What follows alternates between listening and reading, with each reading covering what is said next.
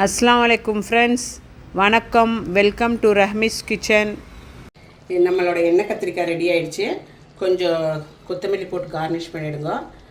எவ்வளோ எம்மியாக இருக்குது பாருங்கள். எல்லோரும் உருண்டை கத்திரிக்காயில் தான் பண்ணுவாங்க, நம்ம நீல கத்திரிக்காயில் பண்ணியிருக்கிறோம். பாருங்கள் எவ்வளோ நல்லாயிருக்கு பார்க்குறக்கு. இது ரைஸ் கூட, சப்பாத்தி கூட, இட்லி, தோசை எல்லாத்துக்கூடையும் சாப்பிட்லாம். ரொம்ப சுவையானது. வீட்டில் ட்ரை பண்ணுங்கள் நீங்களும். ஃப்ரெண்ட்ஸ், இன்றைக்கி நம்ம எண்ணெய் கத்திரிக்காய் பண்ண போகிறோம். சாதாரண எல்லாமே குண்டு கத்திரிக்காயில் தான் எண்ணெய் கத்திரிக்காய் பண்ணுவாங்க. இன்றைக்கி நான் நீளமான கத்திரிக்காயில் எண்ணெய் கத்திரிக்காய் பண்ணுறேன். அது எப்படி பண்ணுறதுன்னு காணிக்கிறேன் வாங்க. ஃபஸ்ட்டு நம்ம கத்திரிக்காயில் 3-4 பீஸ் பண்ணிக்கோங்க. இவ்வளோ பெருசாக இப்படி கட் பண்ணிக்கலாம். கட் பண்ணிவிட்டு இது வந்துட்டு இப்படி விடக்கூடாது. இப்படி 4 பண்ணி உப்பு தண்ணியில் போட்டுருங்க. இது அப்படியே தான் உப்பு தண்ணியில் போட்டுக்கலாம். அதே மாதிரி எல்லா கத்திரிக்காயும் கட் பண்ணி எடுத்துக்கோங்க.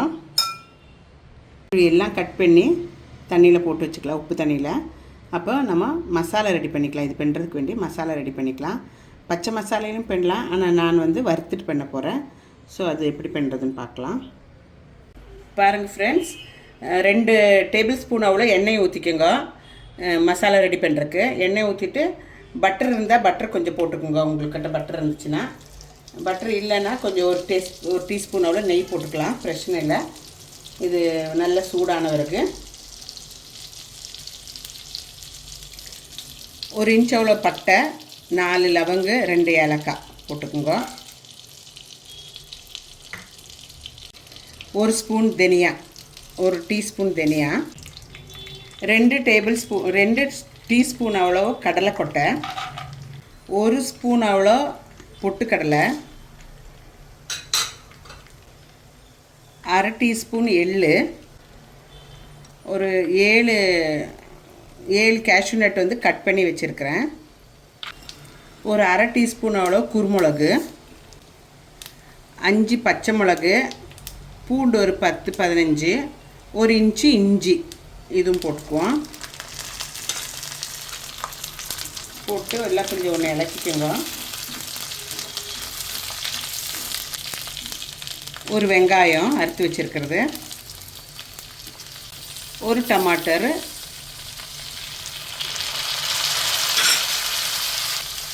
2 ஸ்பூனு தேங்காய், இதெல்லாம் போட்டு நல்லா வதக்கிக்கலாம். கொஞ்சம் கொத்தமல்லி போட்டுட்டு நல்லா இலக்கிக்கோங்க. கொஞ்சமாக வணங்கணும்.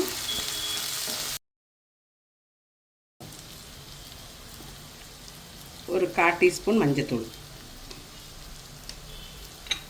போட்டு எல்லாம் கொஞ்சம் நேரம் வணங்கட்டும்.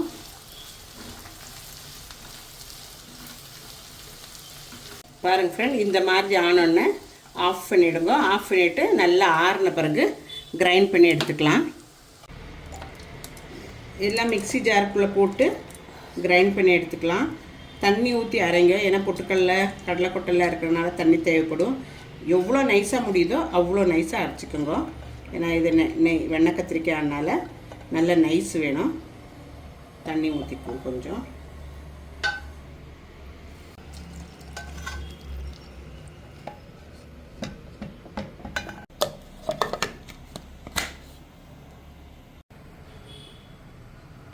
பாருங்கள் ஃப்ரெண்ட்ஸ், நல்லா நைஸாக அரைச்சாச்சு.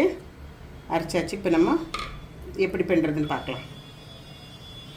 ஒரு 2 டேபிள் ஸ்பூன் அவ்வளோ எண்ணெய் ஊற்றிக்கோங்க. எண்ணெய் ஊற்றிட்டு கடுகு போட்டுக்கோங்க.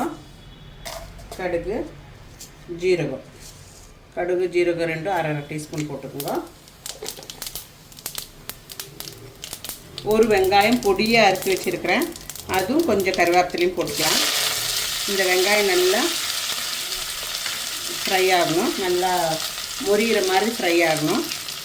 அது வரைக்கும் ஃப்ரை ஆகட்டும்.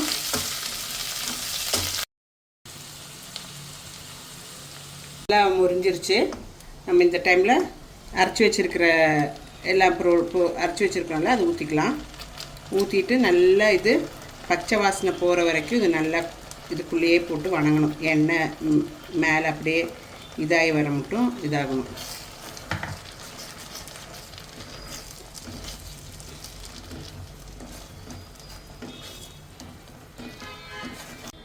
பாருங்கள் ஃப்ரெண்ட்ஸ், இது நல்லா அப்படியே எண்ணெய் தனியாக வரணும், அது வரைக்கும் இது நல்லா கொதிக்கிட்டோம்.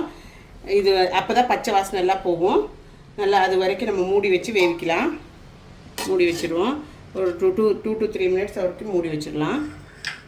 பாருங்கள் ஃப்ரெண்ட்ஸ், நல்லா எண்ணெய் எல்லாம் வந்துருச்சு வெளியில். இது கடலைக்கொட்டை பொட்டுக்கடலாம் போட்டிருக்கிறதுனால அடி பிடிக்கிற சான்சஸ் இருக்குது. அப்பப்போ இடையில திறந்து இலக்கி கொடுங்க.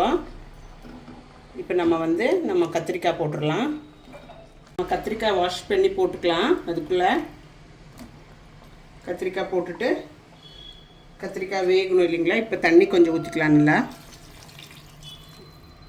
கொஞ்சம் தண்ணி ஊற்றிட்டு இப்போ இந்த இதில் நல்லா இந்த கத்திரிக்காய் வேகிற மட்டும் நம்ம மூடி வச்சு வேவிக்கலாம். உப்பு போட்டுக்குங்க. தேவையான உப்பு போட்டுங்க. கத்திரிக்காய் போட்டுட்டு ஒன்று இலக்கி விட்டுட்டு மூடி வச்சுருங்க. இது 4 to 5 minutes வேகணும். ஆனால் இடையில திறந்து வச்சு இலக்கி கொடுங்க. அடி பிடிக்கிறதுக்கு சான்சஸ் இருக்குது. சரிங்களா? அப்போ நம்ம இடையில இலக்கி கொடுப்போம்.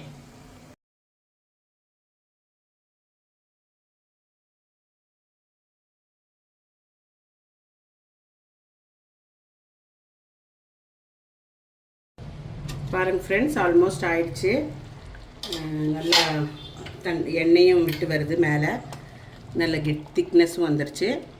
காய் வெந்துருச்சு. கத்திரிக்காய் வெந்திருக்கு பாருங்கள்.